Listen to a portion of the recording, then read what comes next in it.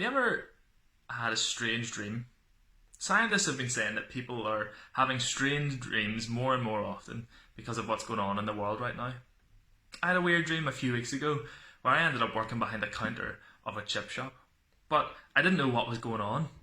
There were orders everywhere, there were people throwing money at me, and there were chips flying everywhere. I don't think I would have lasted very long in there if that was real. But today's story is about a dream. A dream that Nebuchadnezzar had. Do you remember him, the king of Babylon? We're looking through the book of Daniel in the Bible. So if you haven't seen last week's videos, go and watch them, and then you'll know what we're talking about this week. So Nebuchadnezzar, remember the king of Babylon, he had a dream, and he just could not sleep. He was so confused by it. He called all of his magicians and sorcerers, all of these wise men, and he demanded that they tell him what he had dreamt. But they said, "How can we know what you had a dream about? If you tell us your dream, then we'll be able to tell you what it means." But Nebuchadnezzar was angry. "No," he said, "you must tell me what I dreamt and then tell me what it means." His men begged him, "Please, your majesty, tell us the dream and we'll be able to tell you what it means."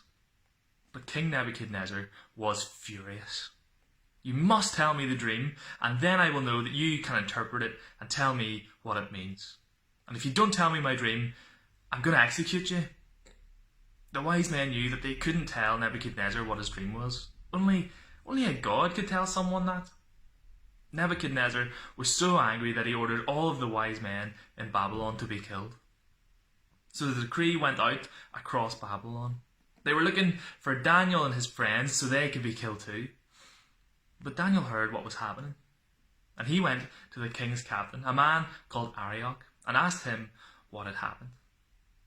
Even though he knew that his life was at risk, Daniel went to see the king to request more time to discover what he had dreamt.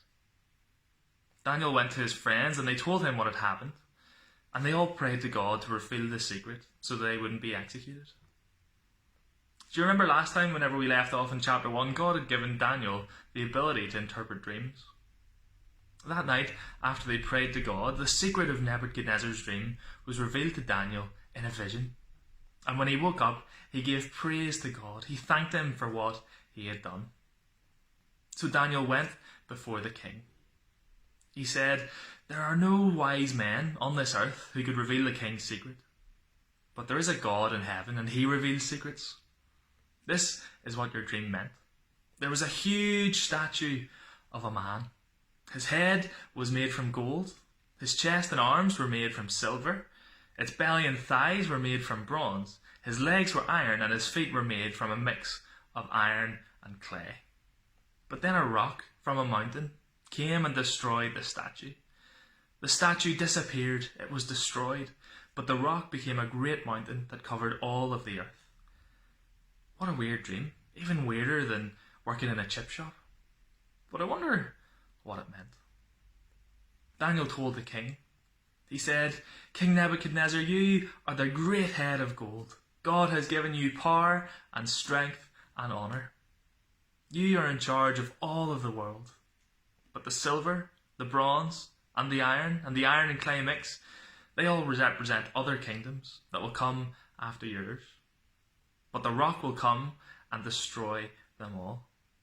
You see, the rock is the kingdom of God. It will crush all other kingdoms, and it won't ever be destroyed or conquered." King Nebuchadnezzar threw himself down before Daniel. "Surely your God is the greatest of all gods. He is even the Lord of kings." He put Daniel in a position of authority and made him ruler over the city of Babylon, and he appointed his friends Shadrach, Meshach, and Abednego to help Daniel to govern. Isn't what King Nebuchadnezzar said still true today? Our God is the King of kings. No matter what happens on earth, God's kingdom cannot and won't ever be destroyed. We can be totally assured that he is in control over everything and anything and everyone. Why not give God some praise, just like Daniel did? Thank him and praise him that he is king. He is in total control over everything, and that his kingdom cannot be destroyed.